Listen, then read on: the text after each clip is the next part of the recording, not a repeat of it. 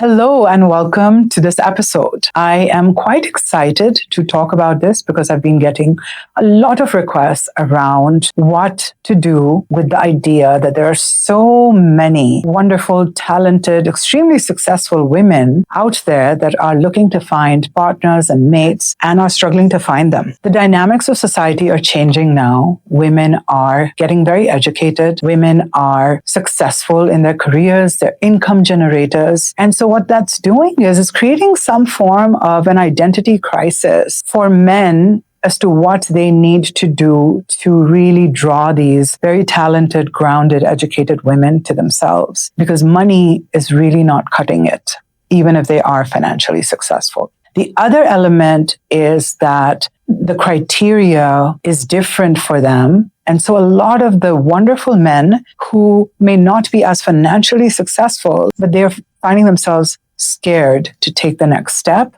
because they feel that this woman, this amazing, beautiful woman that I'm spending time with and I'm liking could be out of my league. And why would she go for me? Welcome to Dilki Recipes on your favorite social media platform. Hi, I'm Dr. Shiza Mohsen, executive coach, relationship expert, and your coach in this virtual space to support you and your Desi family in America. If you identify as being a person of color, a minority, and having some form of bicultural identity, a major goal of putting this information out is to help you realize you're not alone in this journey. If you identify as a Desi with cultural roots in Pakistan, India, Bangladesh, and surrounding areas, trying to meet your life and relationship needs and desires while embracing some beautiful elements of your cultural heritage, Dilki Recipes is for you. If you don't identify as a Desi, but have a warm, loving, human being kind of disposition, and you want to better yourself, I think you'll find some good stuff in here as well. So let's go on with the show. So this episode is for both parties to really think about how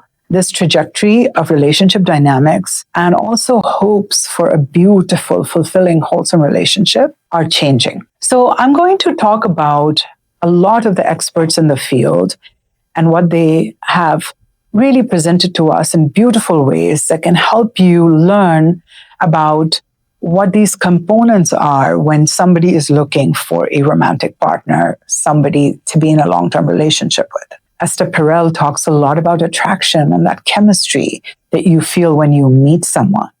And by the way, I'm talking about first round relationships. So if you're a millennial, even a Gen Z person, or if you are in your 40s and 50s and above, looking for that second or third round long-term relationship where you're like, this is it, and I really want somebody to be with long-term. These things apply to both, if not all age groups, because the components have a lot of similarity.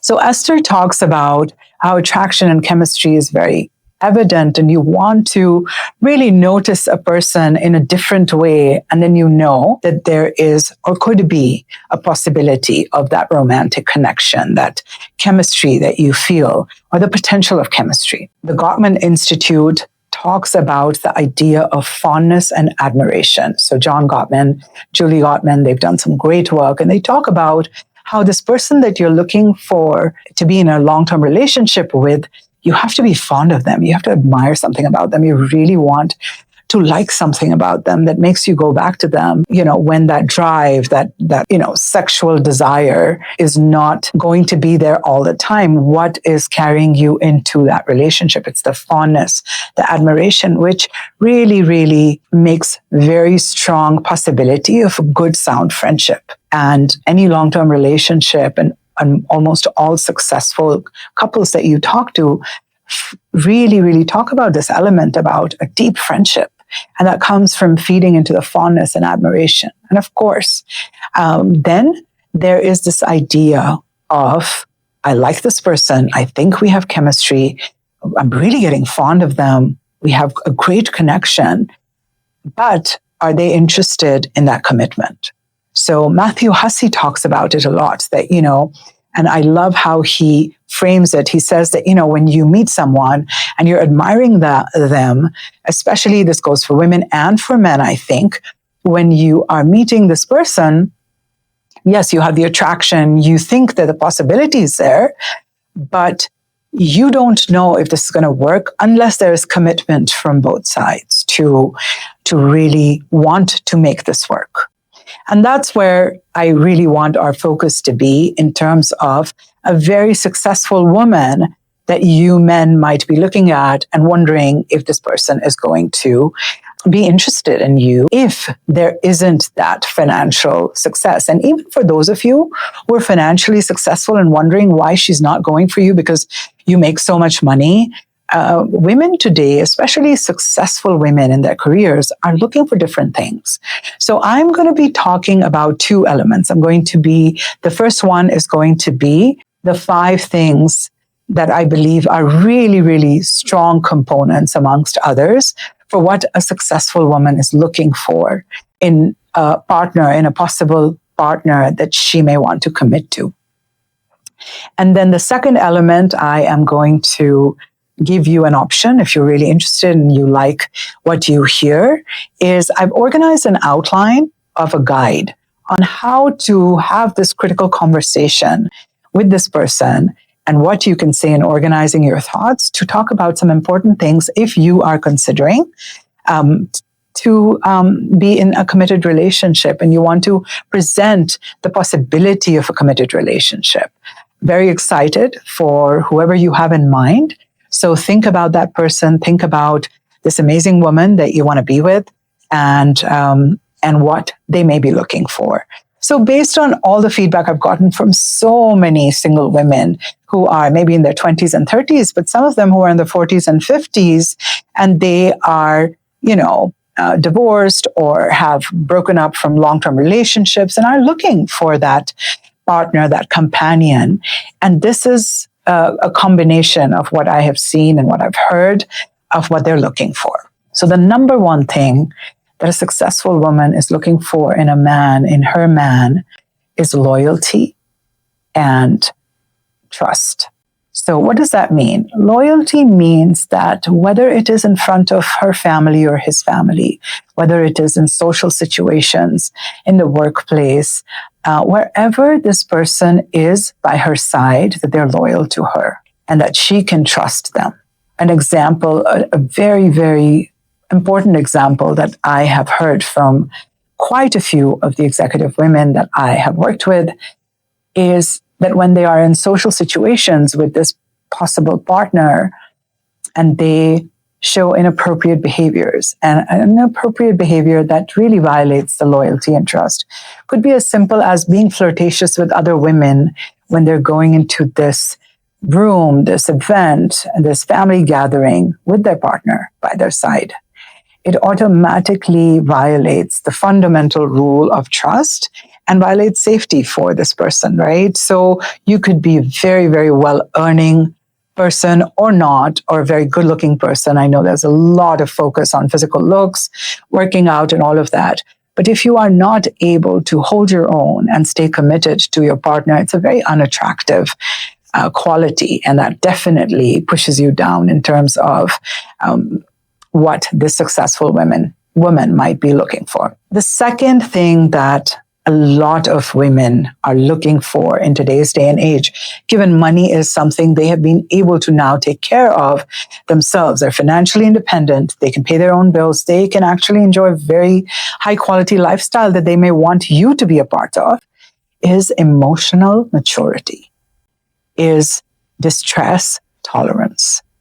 It's the ability to be emotionally mature and be able to talk about feelings, which means being vulnerable, being able to say, hey, we went to this event and I know the limelight was on you, but I was kind of feeling out of place. I didn't know how to interact. Or, hey, I am in the situation where I'm getting a lot of push from my guy friends who are giving me a really hard time about dating you or being with you because you're so successful.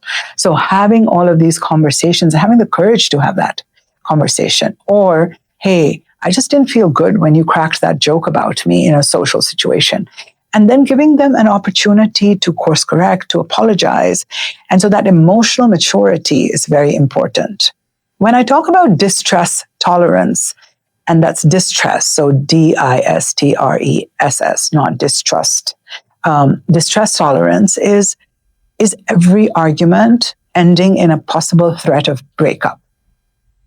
It is really off-putting for these women, and I would say even men, if you're in this situation, that every argument ends up with a threat of, I'm leaving you, I want a divorce, I don't want to be with you, or whatever it is, the end of a relationship, just because an argument took place. So again, really the crime not fitting the punishment. So when you're emotionally mature, you're able to stay in this discomfort in between and have the conversation that is so needed to say, hey, that didn't go well. What do we do? I love you. I really care about you, but I didn't like how that went. And give the person an opportunity to apologize. So that emotional maturity is very valued by women of today. The third element that a successful woman is looking for when she's considering that commitment in terms of compatibility with this partner is confidence. And what I mean by that is that when a person can hold their own and they're confident, guess what? They're not going to be controlling. So it is a very, very important element for these successful women because they have busy lives, they have obligations. It is not a coincidence that they are in the positions they are, that they are successful and they're continuing to strive. They need that independence. They need their partners, their potential long-term companions to trust that they are going to be doing right by them. And please, when I'm talking about this, I'm just looking for and hoping that I can highlight those elements, because if you have them and if you can grow those, you're automatically upping your chances with landing yourself with a wonderful person to be in a relationship with. The fourth element that is really, really a turn on for women who are busy, successful, is consistency, reliability, a work ethic.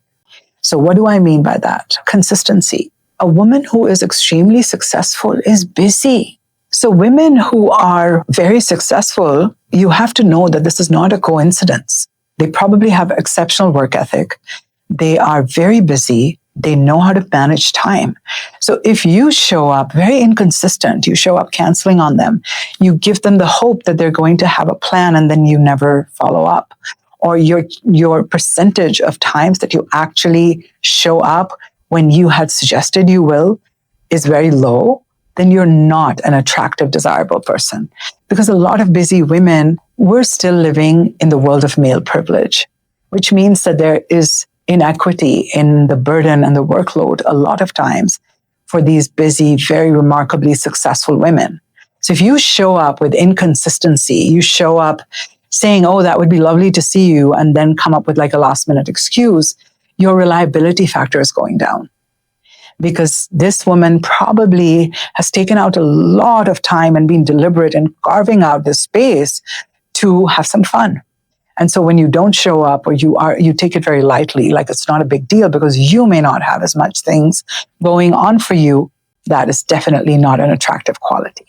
So absolutely, if you find yourself in that situation where you're wondering why this person is not interested in committing with you, is that this is a huge compatibility factor.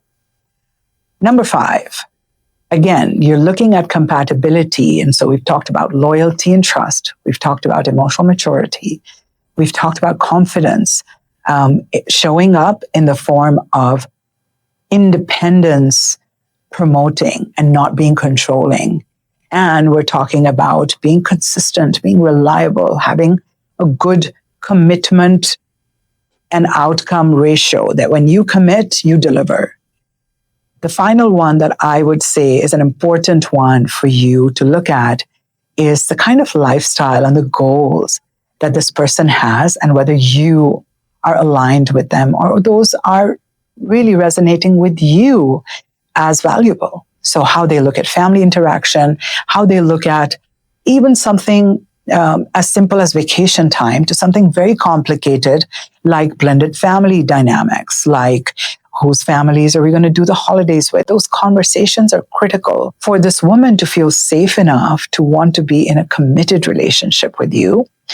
And then needless to say, I didn't put that in the 5 components because I notice and I know that in our society, men are already pressured for financial performance. But The bonus element is that conversation needs to happen. If you are seeing positivity and possibility in all of these areas, that means there's a very high chance of compatibility for you guys. And talking about difficult topics, including money, is really, really important. So I've created a guide that will help you organize your thoughts, because everyone is different. Every relationship is different. And your story is going to be unique to you. You might have a situation that's completely unique, and it's a simple guide. So if you comment guide in the comments below, we will reach out to you to get this guide to you. And so you can organize your thoughts when you're ready to have this conversation, because the hope is that you are able to really, really invest in and also increase your chances of being with this person. And if you feel that those 5 elements you already have, a compatibility that we've talked about, then it's really important to have that conversation. And it includes very, very organic steps that help personalize your experience of talking to this person about the possibility. Because remember, there is no such thing as being afraid of failing, but there is a huge element in life, as so many experts and wise people have shared with us, that you don't want to have that regret that you didn't have the conversation, because who knows what the outcome would have been. So if you are a little bit more prepared to have this conversation, this could be your companion for life. I am wishing you all the best and sending lots of positive energy your way and hoping this goes well for you. I'm hoping you found these elements valuable. If you feel that you struggle in those spaces, then it's time to go to a therapist and work on them. Work on your insecurities, your confidence, you're needing a sense of control. And when you've processed and unpacked that, you become a very desirable person for this woman who is looking for that commitment, who is looking for this companion. And money is really not a game changer for her, because she has her own. Wishing you all the best. Have a wonderful day.